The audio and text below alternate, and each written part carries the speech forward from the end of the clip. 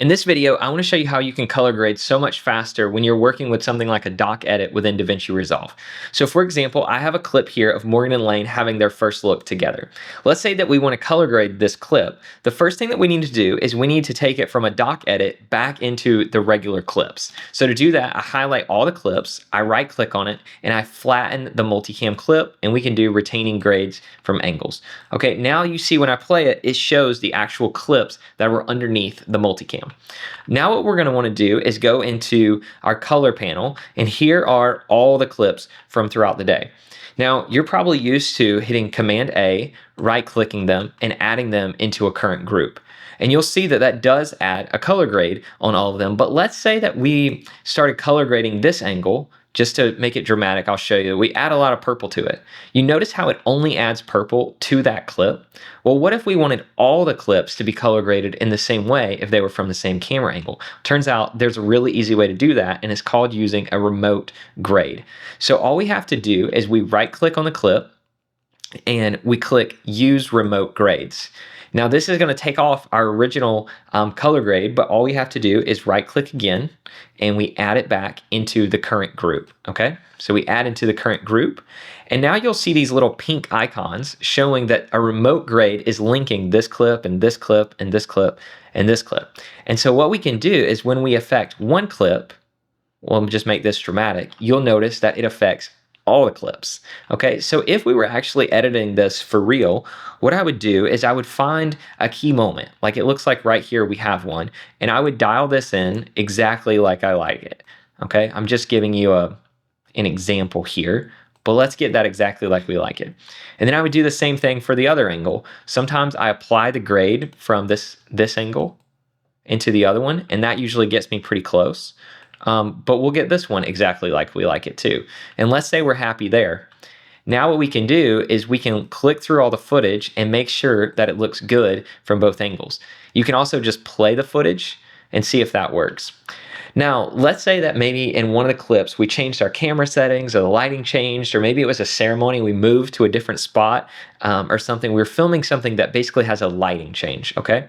What we're gonna do at the end in order to get this perfect is we're gonna select all of our clips again, and we're gonna copy our remote grades back to local. Okay, and what this allows us to do is if we want to make changes just on one particular clip, then we can do that without affecting the rest. And so, for example, again, I make this clip purple, and you notice it doesn't affect any of the rest of them. The reason this is so powerful is, let's say you're doing a ceremony and we've got a tripod camera set up for the entire ceremony on the bride's face. Well, if you color grade just the one clip, it should apply to all the rest of them. Now, of course, you may need to go back and tweak that a little bit as you look at it, but this will get you most of the way there.